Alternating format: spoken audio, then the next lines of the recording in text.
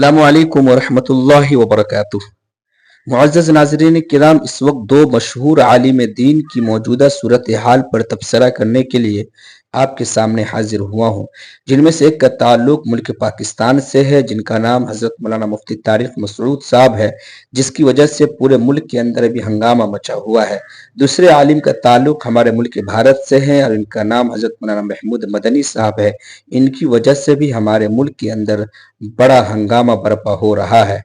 دونوں ملکوں میں اس وقت ہنگامہ ہو رہا ہے۔ دوستو، آپ کو بتاتے چلے کہ حضرت مولانا محمود مدنی صاحب کے بارے میں آل انڈیا مسلم پرسنل لا بورڈ کے جنرل سیکریٹری مولانا عمیر محفوظ رحمانی صاحب نے مولانا محمود مدنی صاحب کے تعلق سے ایک بہت اہم بیان جاری کیا ہے، جس کا جاننا نہایت ضروری ہے۔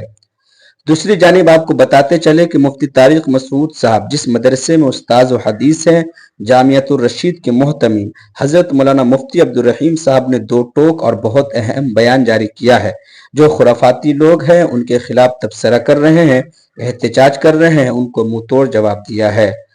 ملاحظہ فرمائیں مولانا عمیر محفوظ رحمانی صاحب نے کیا کہا ہے۔ مولانا عمیر محفوظ رحمانی صاحب نے کہا ہے کہ حضرت مولانا محمود مدنی صاحب ایک عظیم خانودے کے فرد فرید ہیں اور اچھے عالم ہیں اور قائد ہیں۔ ان کی یہ خوبی ہے کہ وہ اچھی گفتگو اور سلجھی ہوئی بات کرتے ہیں، لیکن یہ بات جو انہوں نے کہی ہے وہ کسی بھی طرح مناسب نہیں تھی اور اسد الدین اویسی صاحب سے ان کے طریقے سیاست سے اختلاف کیا جا سکتا ہے اور اختلاف کرنے کا حق ہر انسان کو حاصل ہے، لیکن ہمیں اس کا خیال رکھنا چاہیے کہ کوئی ایسی بات ہم نہ کہیں جو کسی کے لیے تنقیص کی ہو یا تحقیق کی ہو۔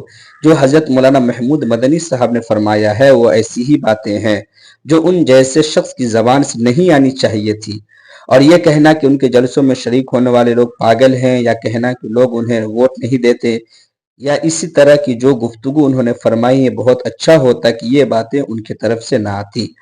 بیرسٹر اسد الدین اویسی صاحب سے کوئی لاکھ اختلاف کرے، لیکن یہ سچائی ہے کہ ملی مسائل کے سلسلے میں اور خاص طور پر قوانین شریعت کے سلسلے میں جب کوئی بات آتی ہے تو بہت طاقت کے ساتھ، پوری تیاری کے ساتھ اور نہایت درجہ مضبوطی کے ساتھ پارلیمنٹ میں آواز اٹھاتے ہیں اور بغیر کسی خوف کے، بغیر کسی جھجک کے ملت کی ترجمانی کرتے ہیں۔